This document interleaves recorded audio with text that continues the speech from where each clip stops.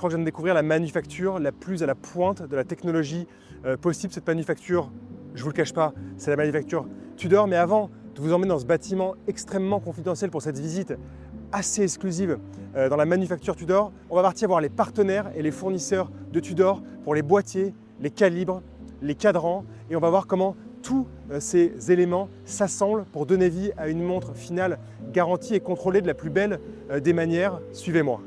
Nous avons commencé notre beau voyage par les ponts et platines chez EMP à Tramelan et nous avons continué également avec d'autres parties du mouvement chez EMP, encore une fois à Tramelan. Ensuite, nous nous sommes déplacés vers le Noirmont chez Kenitech pour observer la façon des spiraux. Puis ensuite, encore au Noirmont, nous avons pu découvrir la technique développée par Joseph Boom pour la fabrication des boîtiers des montres Tudor. Encore une fois, au Noirmont, nous avons pu voir la beauté de la fabrication des bracelets chez Deutech. Savoir-faire hors pair, nous nous sommes déplacés ensuite à la Chaux-de-Fonds chez Montremo pour découvrir la façon des cadrans et le métier de cadranier de matière générale pour les délicieux cadrans des montres Tudor. Ensuite, nous nous sommes rendus au LOC pour les moments finaux de notre voyage chez Kenissi pour l'assemblage du mouvement et ensuite l'assemblage final à la manufacture Tudor.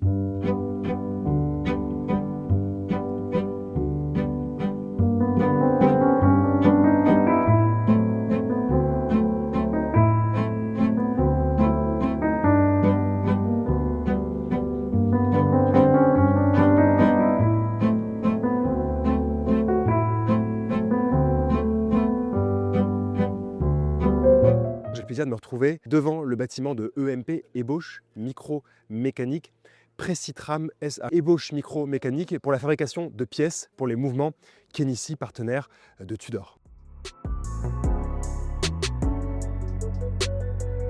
Ce qui est beau, chers amis, avec ce genre de manufacture, c'est qu'évidemment, vous avez une vue de l'horlogerie industrielle. Il ne faut pas non plus dénigrer l'horlogerie industrielle et au contraire, il faut même l'embrasser, parce que je trouve qu'il y a énormément de beauté dans l'outil industriel horloger. Et c'est typiquement ce qu'on voit ici avec la production des platines pour les mouvements Kenissi, le mouvement 56, mais aussi de différents ponts, le pont pour les trains de rouage, le pont de barillet, le pont de balancier. Comme je vous le disais, donc d'un côté, la fabrication de machines qui vont servir ici à usiner les pièces. Une fois que la barquette en laiton pénètre la machine, va passer par différents petits opérateurs internes et à la fin, vous avez la pièce qui va sortir. Évidemment, la pièce n'est pas totalement terminée, elle va passer après par une opération de sablage, mais vous allez avoir comme ça les pièces qui vont sortir petit à petit. Alors par exemple pour le pont de rouage, assez amusant, 50 secondes suffisent à partir de la barquette en laiton à sortir une pièce terminée. Et ensuite pour la platine, nous avons besoin de 90 secondes pour avoir la pièce presque terminée. Évidemment, les finitions, le sablage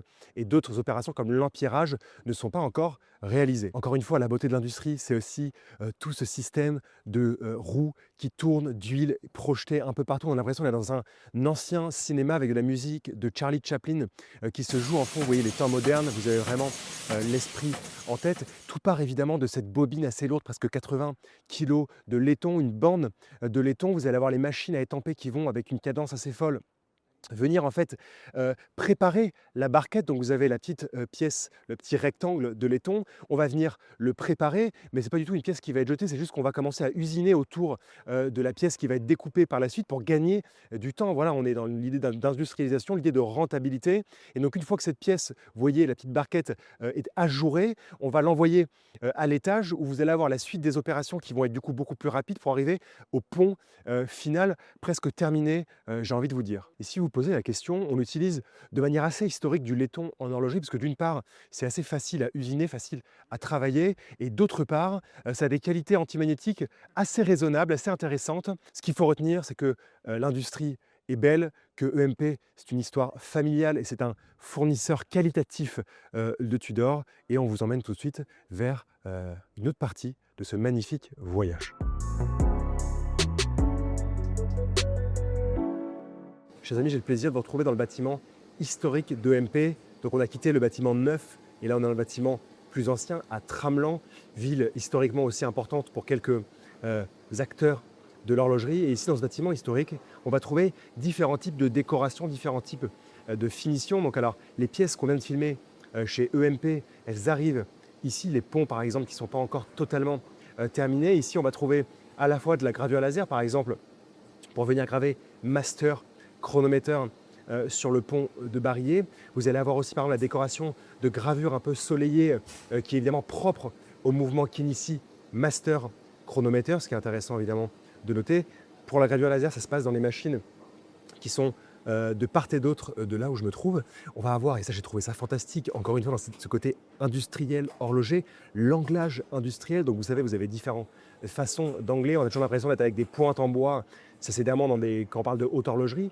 Ici, même, on est dans de la très belle horlogerie, mais c'est un anglage qui est réalisé à la machine. Et vous avez en fait deux pointes avec des extrémités diamants. Vous avez au centre la pièce qui est fixée, qui va tourner très très vite et ça va venir comme ça angler quelques parties, ici en l'occurrence de la pièce du pont de rouage. Ensuite, et ça c'est une étape que j'aime énormément aussi en industrie horlogère, vous allez avoir toute la partie empierrage. Alors les pierres, comme c'est le cas d'habitude, ne sont pas faites ici par EMP. Vous allez avoir une machine qui va venir comme ça aspirer, gober les pierres, les rubis synthétiques, pour ensuite venir les chasser dans les différentes pièces qui sont faites ici chez EMP.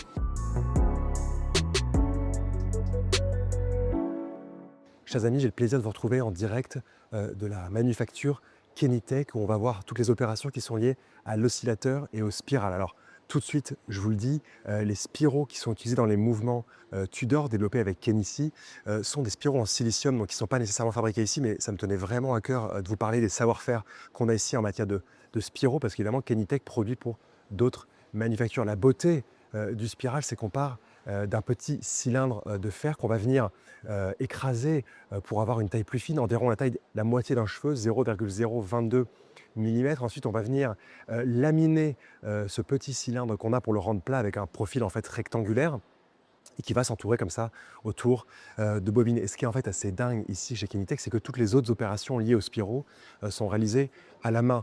Par exemple, le fait de venir enrouler dans un cercle calibré les spiraux pour leur faire prendre leur forme avant de les passer au four. Cette méthode-là, c'est la méthode de l'estrapadage, qu'on va venir justement enrouler le spiral pour le calibrer avant de le mettre au four. Ensuite, une fois qu'on l'a mis au four et qu'il a pris sa forme définitive, on va venir lui apporter la petite terminaison finale, c'est cette forme d'encoche. Ensuite, on va venir fixer l'extrémité du spiral au support de Python avec une petite colle. Tout ça, évidemment, est aussi fait à la main par des opératrices de talent ici chez Kenitech. Voilà, c'était mon petit moment oscillateur. Spirale, c'est extrêmement important. Chers amis, j'ai le plaisir de vous retrouver en direct de la manufacture Joseph Baume, qui est un partenaire de grande importance pour la maison Tudor. Alors ici chez Joseph Baume, ça sent l'acier, ça sent le métal qu'on refroidit, qu'on chauffe, qu'on étampe, qu'on écrase. Bref, c'est toute l'industrie qu'on aime aussi, un peu plus bruyante, avec beaucoup d'odeurs. Vraiment, c'est sympathique. On se croirait dans un casino au fin fond de Taipei. C'est assez fantastique. Alors ici, ce qu'on va faire, c'est qu'on va partir en fait de grandes planches de métal avec un alliage assez particulier. Ici pour l'acier, en l'occurrence, on vient découper comme ça des planches. Alors la base de métal fait 2 mètres par 1 mètre. On va venir y découper des barres et ensuite à la presse hydraulique, ça c'est pour l'acier, on va venir commencer à faire l'étampage des premières formes des boîtiers de montre. Alors je dis ça précisé pour l'acier parce que le titane c'est tout à fait différent. Vous savez, je vous ai dit à de nombreuses reprises que le titane c'était pas si simple que ça à travailler. Et en fait le titane va se découper dans les mêmes planches entre guillemets, mais à l'aide de filets d'eau. En fait c'est par pression de l'eau. On va monter jusqu'à 3600 bars de pression pour découper comme ça à l'eau ces boîtiers en titane Tudor. Alors vous savez, pour les pressions qu'on va apporter vers ces machines qui vont étamper les boîtiers, on va être autour de 200-220 tonnes de pression pour l'acier. Et quand on va des opérations avec du titane, on peut monter jusqu'à 280 tonnes, ce qui est juste impressionnant. Et entre chaque étape d'étampage, on va venir chauffer les boîtiers de montre. C'est pour ça qu'on est dans une salle un petit peu spéciale ici où il y a des fours, il y a des flammes. J'ai extrêmement chaud, même si vous ne le voyez pas à l'image. Ça va permettre de diminuer la dureté de ces boîtiers de montre et ça va permettre d'éliminer un peu les tensions internes qu'il peut y avoir dans les boîtiers. Donc on étampe avec de la pression, on passe au four, on refroidit, on va remettre de la pression et de l'écrasement en étampage et on va revenir encore une fois, c'est des étapes qui se répètent. Et ce qu'il faut savoir, parce qu'aujourd'hui, ce qui est important chez Joseph Baume, c'est que la manufacture ici produit son propre outillage de pointe évidemment et qu'un outillage qui va venir comme ça étamper toute la journée, on va le changer à peu près toutes les 15 000 fois. Voilà, c'est une petite anecdote intéressante et comme je le disais, il fait extrêmement chaud. Après vous avoir présenté ce que l'on peut créer du boîtier un peu brut chez Joseph Baume, on traverse la rue et on arrive chez Horolux SA. Et chez Horolux, en fait, on va prendre les boîtiers, les lunettes, les fonds de boîte qu'on avait chez Joseph Baume, mais qui sont encore, comme je disais, un tout petit peu bruts. Et on va venir les usiner, on va venir leur apporter des finitions, on va venir leur apporter des gravures laser et plein d'autres choses. Chers amis, quand je vous dis que l'industrie a du beau, vous voyez cette danse de la machine CNC multi-axe avec le boîtier d'une Tudor Black Bay. Ce que j'aime tout particulièrement, c'est le fait que cette bande rugueuse va bien travailler, vous savez, cette finition sur chacune des cordes, cette finition qui n'est pas d'un brossé droit, mais un brossé presque circulaire avec en tout cas une forme de vague. Cette finition qui est vraiment propre, circulaire sur les cornes des Black Bay, ici la Black Bay 58. Et vraiment ce que j'aime, c'est cette danse-là. On a l'impression d'avoir une valse dans une machine CNC multi-axe. Je sais que je trouve de la poésie pour de l'industriel, mais en tout cas, vous saisissez l'idée. Donc encore une fois, ici, chez Aurolux, on va apporter les finitions finales, si je puis dire, au boîtier qui sort de chez Joseph Baume, un peu brut. Et on va en particulier lui apporter ces finitions-là, et aussi pour la lunette et le fond de boîtier. Dans la suite de cette magnifique aventure pour aller un peu chasser où sont réalisées les différentes pièces qui composent une montre Tudor, j'ai le plaisir de vous retrouver en direct de la société Deutech. Et ici, très intéressant, on va aller davantage sur la fabrication du bracelet de montre. Et si vous pensez que c'est simple, évidemment, vous avez tout à fait tort. C'est très compliqué, même si à l'œil ça paraît simple. Déjà, rien que pour par exemple les détails des lames de fermoir, vous allez avoir des barres qui vont arriver, parfois même des barres qui sont profilées. On va venir découper par machine CNC les deux parties qui composent la lame. Après, pour les parties qui sont extérieures, vous savez, le fermoir et la sécurité, ce sera fait à l'étampage et ce n'est pas fait ici chez Deutech.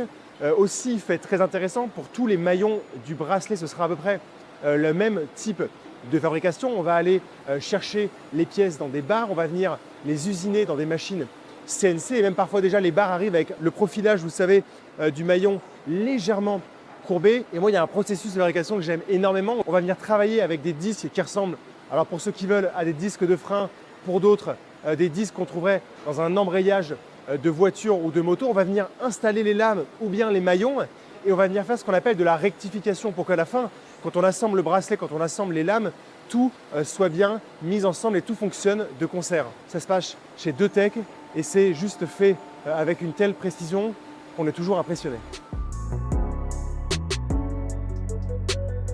Chers amis, pour ce deuxième jour de visite dans les fournisseurs et partenaires de la belle maison Tudor, on a eu le plaisir de visiter une très très belle manufacture qui me tient vraiment à cœur parce que je pense qu'une de mes passions dans l'horlogerie, c'est évidemment la façon des cadrans, donc le métier de cadranier. Ici, on est dans la belle société familiale Montremo et on a pu découvrir un peu toutes les étapes vraiment du bloc de laiton original, enfin de la lame de laiton jusqu'au cadran fini où on vient appliquer les couches de superlumineux-bas dans les index et on fait un petit passage au four comme ça, comme un petit pain de campagne. Alors de la manière la plus logique et la plus simple possible, on va commencer, vous savez, un peu dans cet esprit dont je vous parlais avec ces bandes façon cinéma. Vous avez des bandes de laiton qui vont circuler en différents postes et donc c'est là évidemment qu'on va faire les premiers perçages, à savoir le trou pour les aiguilles, fenêtre de date et évidemment le trou pour venir sertir les index. On a déjà la notion de sens avant-arrière du cadran et on va venir après à la fin faire la découpe, on va dire finale, donc ronde du cadran. Ça c'est vraiment la première étape, c'est de venir créer le support en laiton un peu définitif avec ses perçages avant de passer aux étapes d'après. Ce qu'il faut savoir d'ailleurs en parlant d'index, que c'est aussi important ici, c'est qu'ils sont aussi pour la grande majorité réalisés par technique d'étampage. Ensuite, on va prendre cette base laiton et on va pouvoir lui faire subir, j'ai envie de dire subir, mais c'est plutôt du plaisir ici, en tout cas différents traitements. Ou bien une couche de peinture, ce qu'on appelle le laquage, donc c'est-à-dire que c'est un peu comme dans un atelier automobile, vous allez avoir l'opérateur avec son pistolet à la peinture à l'intérieur, le pistolet à pression. Évidemment, il y a toute une partie de préparation de peinture et si vous pensez que c'est simple de préparer la peinture d'un cadran, hormis si le client arrive et dit « je veux tel ou tel Pantone », en fait, il faut faire des recherches. On va faire plusieurs nuances, par exemple de rose ou de bleu. Évidemment, avec les index et la luminescence des index, ça va être aussi différent. Donc, il faut avoir vraiment une quantité phénoménale de prototypes avant de dire on va choisir cette couleur-là, cette teinte-là et à chaque fois, il faut la reproduire exactement telle qu'elle. Donc une fois qu'on a la teinte, voilà, l'opérateur va passer au pistolet à peinture plusieurs passages de cette partie laquée. Et là, en l'occurrence, on a eu le plaisir d'avoir les chronographes Black Bay en exemple, donc avec le Flamingo Blue et le Flamingo Pink. Et vous voyez bien qu'on a tout le cadran ou bien rose ou bien bleu.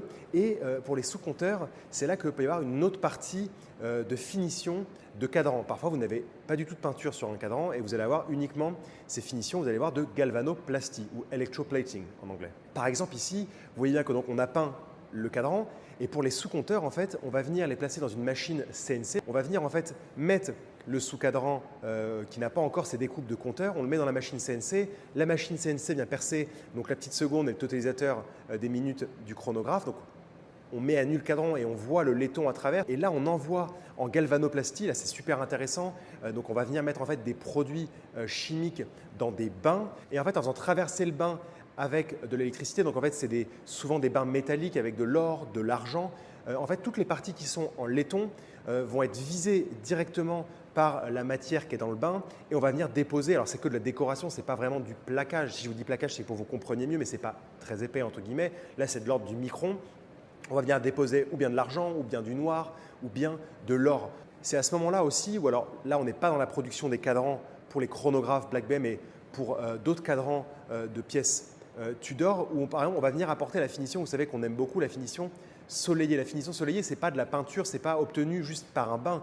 C'est qu'en fait, vous allez prendre votre cadran et vous allez venir avec une petite brosse qui tourne à haute vitesse et des fils métalliques plutôt souples, venir comme ça apporter en fait le côté soleillé, c'est-à-dire en fait on va délicatement brosser le cadran qui est mis sur un support et qui tourne d'une certaine façon et ça va offrir justement une sorte de brossé qui fait comme le soleil et qui joue énormément avec la lumière, ce qui est très agréable. Ensuite, il y a une partie très intéressante, ça vous savez, dans les cadrans de montre, c'est ce qu'on appelle la décalque. Vous allez avoir un peu comme la partie laquage avant, le choix d'une peinture, pour les sous-compteurs, le choix d'une peinture pour la minuterie, le choix d'une peinture pour le Tudor, Genève ou les mentions par exemple de profondeur qui sont dans des couleurs à chaque fois évidemment différentes. Donc vous allez avoir un opérateur qui va prendre une peinture, qui va la mettre dans sa machine, qui avec un tampon et un cliché en relief, vous avez par exemple le Tudor et la minuterie, il va venir prélever la peinture qui s'est glissée sur ce cliché, ensuite venir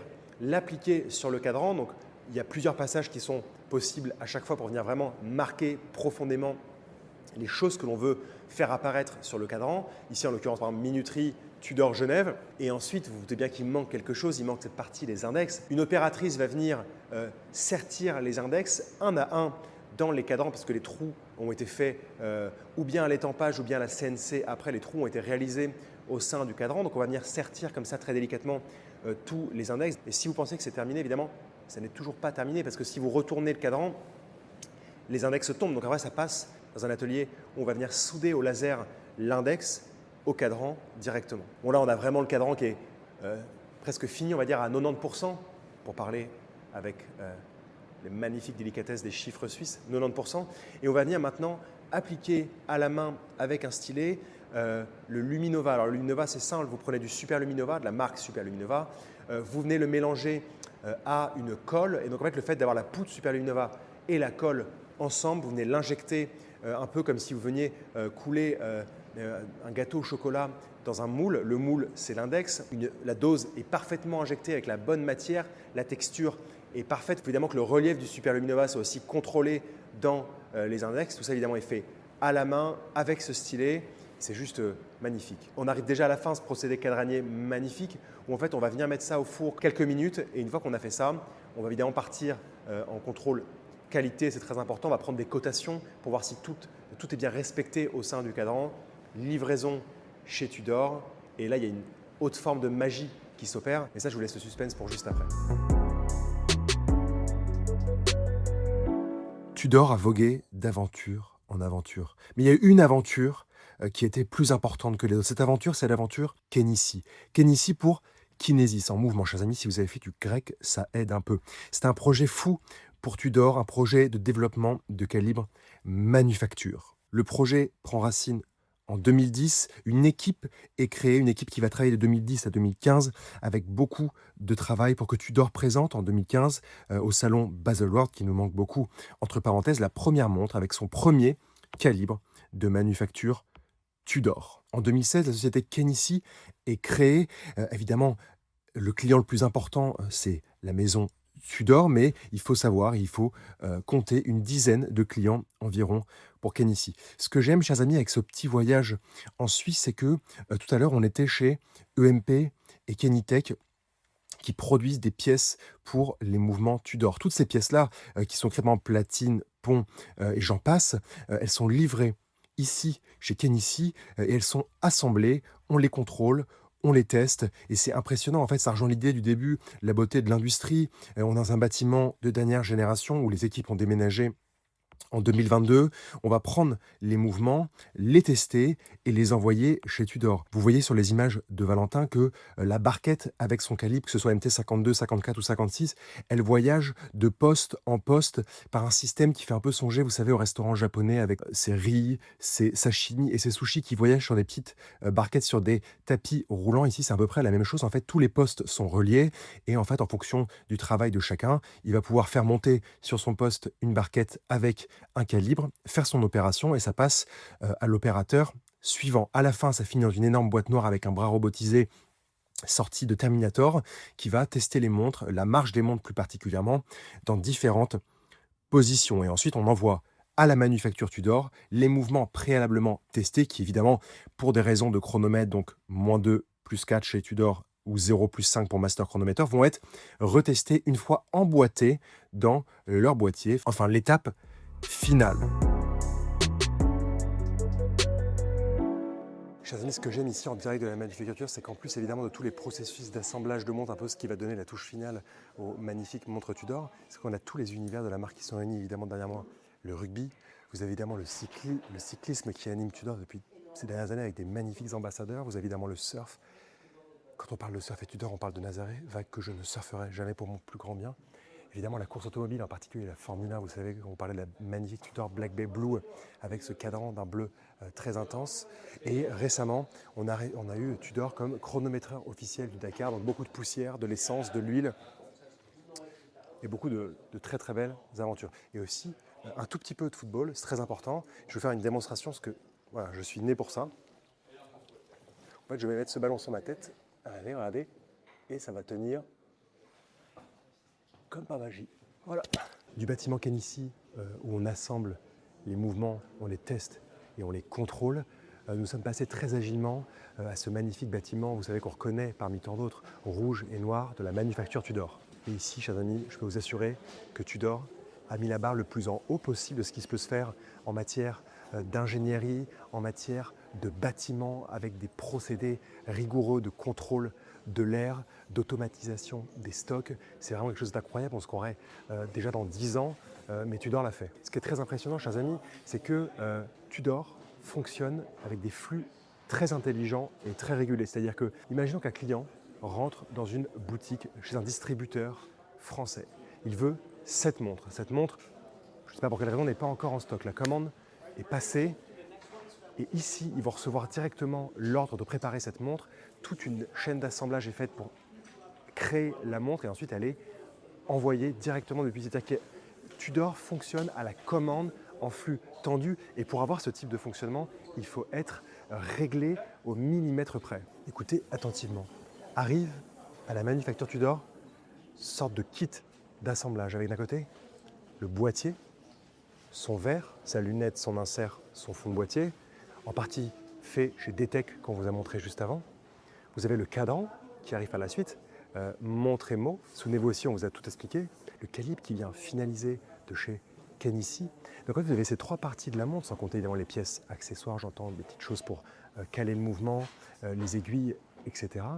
Et c'est à partir de ce petit kit d'assemblage qu'on va donner vie à la tête de montre. Les opérateurs et opératrices vont d'abord prendre le cadran, venir le mettre sur le mouvement. Ensuite, on va venir mettre les aiguilles sur le cadran qui est sur le mouvement. Et ensuite, on va faire ce qui s'appelle l'emboîtage. On va venir mettre l'ensemble calibre, cadran, aiguille au sein du mouvement, en contrôlant évidemment toujours qu'il n'y a pas la moindre poussière à l'intérieur.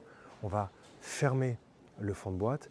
Et là, contrôle semi-finale si j'ai envie de dire, et ensuite la montre est envoyée au contrôle, ou bien pour être certifié chronomètre, donc par le contrôle officiel suisse des chronomètres, ou bien pour être certifié, vous savez, master chronomètre avec des exigences beaucoup plus poussées, notamment un antimagnétisme fort, et voilà, la tête de montre s'envole vers le contrôle après être passée à ce niveau rez-de-chaussée de la manufacture Tudor. Alors même si j'en ai l'apparence, je ne travaille pas ici. Nous sommes montés au premier étage de la manufacture Tudor, là où encore une autre beauté de contrôle se trouve. Et ce qui est vraiment impressionnant, c'est que tout est encore automatisé, même ils sont en phase de test. Ce sont des robots qui sont les opérateurs ici, qui viennent chercher les stocks qui viennent du rez-de-chaussée pour les mettre dans des machines de contrôle, ou bien les machines de contrôle de précision, les machines d'étanchéité avec les magnifiques cuves en inox, la précision évidemment. Et vous avez même une petite salle qui appartient au METAS, j'ai envie de vous dire, qui appartient à l'État, mais ce sont eux qui ont les clés, qui viennent régulièrement pour contrôler en prenant un badge de demande pour voir que tout est bien en adéquation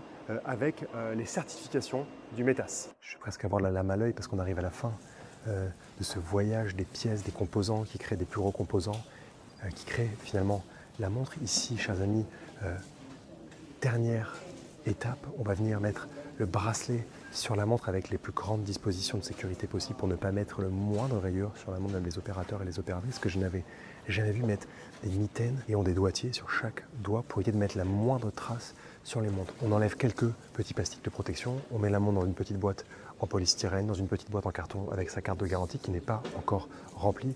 Puis toutes ces montres qui sont complètement terminées vont partir à Genève pour être dispatchées dans le monde entier. La boîte, donc boîte et surboîte viennent à côté et vous avez sinon ces montres qui voyagent dans ces petites pochettes en carton pour davantage de praticité. Voilà, chers amis, la fin du voyage, cette montre assemblée, contrôlée de la meilleure des façons possibles avec sa petite carte de garantie qui va partir à Genève et peut-être partir sur un continent fort lointain, mais en tout cas la montre de la personne qui sera au Pérou comme la montre de la personne qui sera à Sydney en Australie aura été bichonnée de la même façon. Chers amis, c'est ici que notre voyage s'arrête. On est passé par énormément de procédés de fabrication vraiment géniaux, intéressants, industriels, mais pour autant très très beaux, de la manufacture Tudor, des cadrans passant par les boîtiers, les bracelets, les index, bref, à peu près tout ce qui constitue ces montres que l'on aime tant. Je voulais en finir avec cette image suisse, avec ce chalet derrière nous, dans les beaux pâturages autour de Neuchâtel, pour vous dire que certes, beaucoup de choses, beaucoup de procédés sont industriels, tout en restant familial et implanté au sein d'un environnement un peu fou, quand même un cadre de vie fort sympathique. C'est ça qu'on aime tant la Suisse. Voilà, on vous dit à tout bientôt et on espère que vous avez apprécié cette vidéo. Merci.